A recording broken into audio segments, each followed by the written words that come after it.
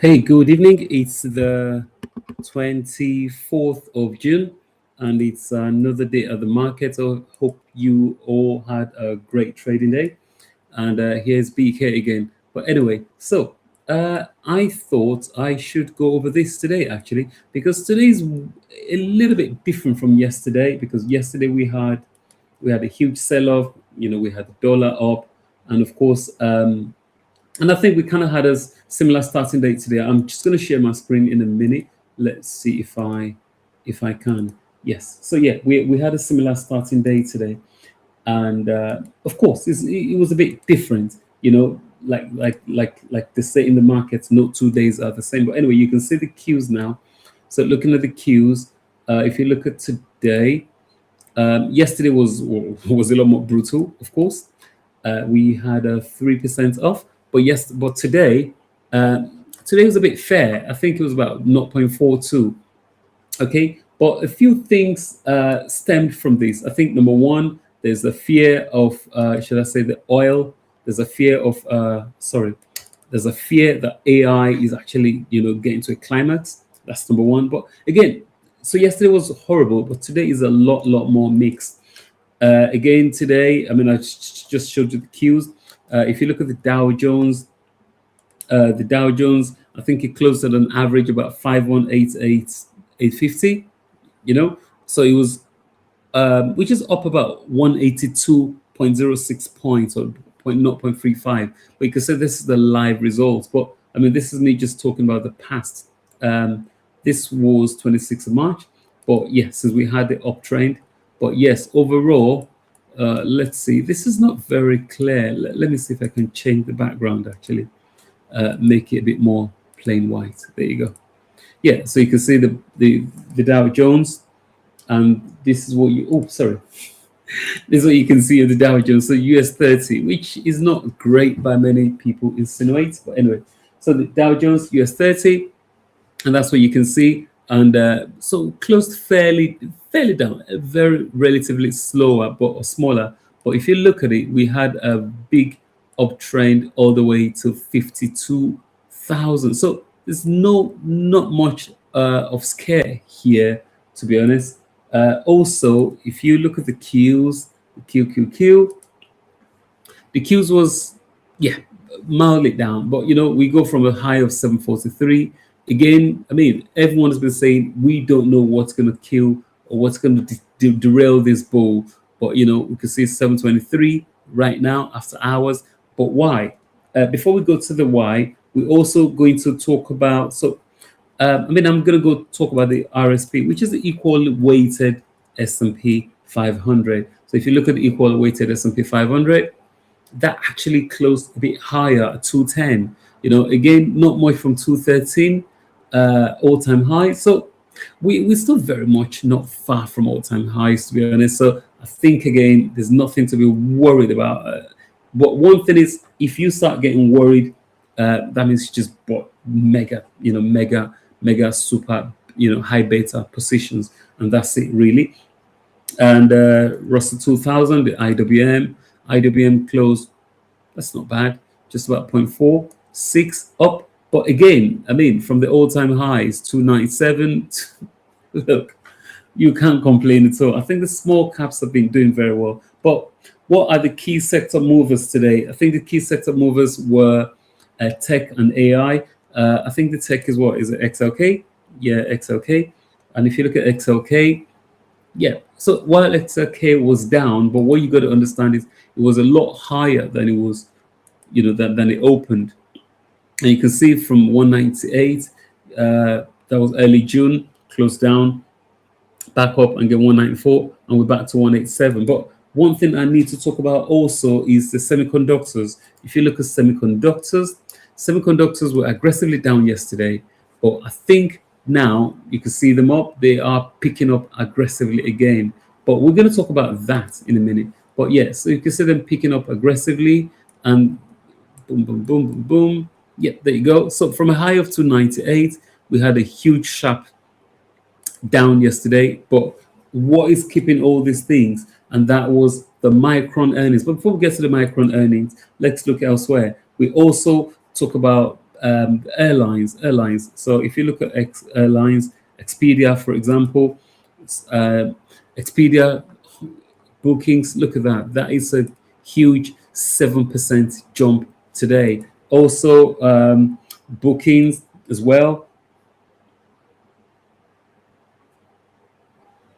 If you look at bookings, sorry, BKNG also moved. We had quite a few airlines that moved. So bookings as well. Just you can see there, it's literally consolidating along that line. So bookings, Expedia. I think another one we talked about Delta Airline. Delta Airline is literally approaching all-time high.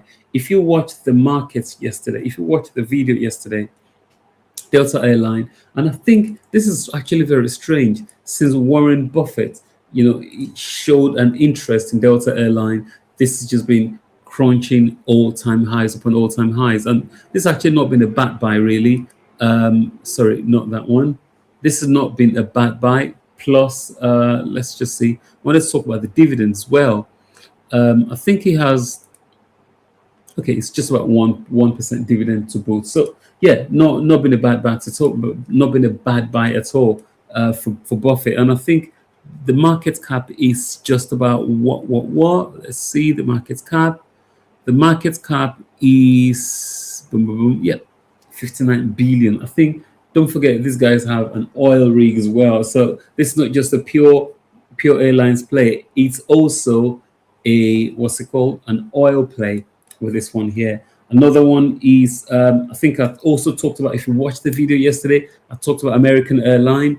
Look, American Airline, we had a huge 8% surge today. So yeah, I think things are getting a lot, one thing you understand is when the market rotates, the money rotates somewhere. And I think this is where it's rotated to. But overall, looking at this, I think this has $24 in it. That well, look, guys, this is not financial advice, but this is what I believe.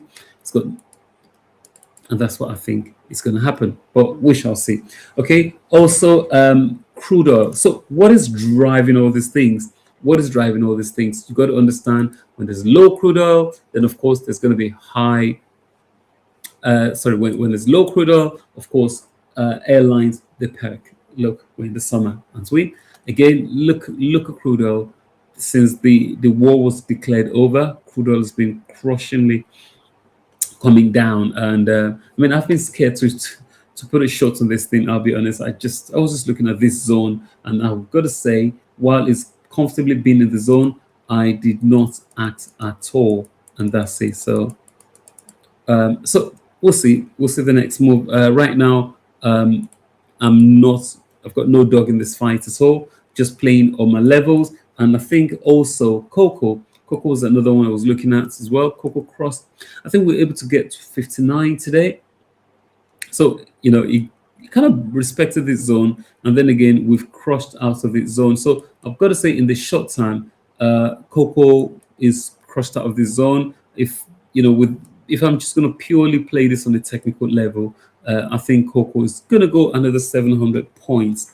That's what I believe. That's what I can see. And that's what I think we'll do. But we shall see, says the blind person or says the blind man. Also, we've got to look at gold. Gold had a huge dip today. And do I know where it's going? No, gold dropped below 4,000 today, likewise silver. So, I mean, if I'm going to put on my, there you go. What do I see? I don't know. So, this is what I can see. Gold is at a great supports now. I think it probably, maybe another 60, 70 points. And then before I can make a decision. But I think right now, nothing in for me. Likewise, silver. Silver again. Silver's been losing a lot of level. 121. Silver doubled, if you remember, 121 in January this year. But it's been crushing. So maybe the market is getting a lot more stable and predictable. And that might be, and of course, Bitcoin literally went 59 today, 60 again. Look, Bitcoin just can't catch a break at all. Look, year to date, Bitcoin has been down 32% year to date. Look, all the index of factors are red. The last 5 years, Bitcoin's only been up 75%, and if you compare that with S&P, I think S&P has actually done a lot better than Bitcoin, and S&P is done 110%. So fortunately, no rest for Bitcoin. One thing I'm looking at as well, but we're going to talk about the forex actually, because I think yesterday I did mention that you've got to play gently. Why do you have to play gently? Because the dollar has been perking up. The dollar has been perking up, and you can see with the dollar perking up, of course, if you don't play gently, you don't want to get caught with caught off guard, caught with the pants down, like I always say. So the dollar's been picking up. It's broken off the support range, and now it's gone over the resistance range, and now it's gone right here. So the dollar has gone right to the supports, and right now, I just think in the short term, I think the dollar's probably going to go 104. Tomorrow we might catch a break a little bit. We might catch a break tomorrow with Micron, but if we do catch a break with this Micron is aggressive, great, fantastic beats, and I think everything must have just been ringing the bells again. So if you think Micron is here, SNDK is likewise here again. I mean, I thought it was the top, the what's called the AI memory. It's topping, but look, SNDK is back over 2,000. Western Digital again back over its prior levels, and you see all of these guys, they move together, and we're going to see some hardware. AEHR, I think tomorrow is back to AI again. They're back on rampage, and the market's just still saying the AI play is still very much alive, and that's what we're seeing. Okay, so but again, looking forward to tomorrow. So you can see there, Micron. I think this is what you're going to be expecting tomorrow. If these guys, if they give it a break, just run it up again. Again, also we've got some macro data release, which you got to look out for some macro data release. Traders would have to digest the final reading of the Q1 GDP, the weekly jobless claims, and durable goods orders, all of which will help clarify the resilience of the U.S. economy and fine-tune rate cuts or rate hike expectations. So we're going to be looking at this macro data tomorrow, the GDP reading, which is extremely important. Kevin Walsh, the new Fed chairman, has got a new job to do. But let's see, this is probably going to be the second test. Also, we do have some Fed speeches tomorrow, so markets will pay attention to scheduled appearances from several Federal Reserve officials for hints on the timing of future monetary policy and inflation outlooks. So these are things we need to be looking out for tomorrow. So yes, some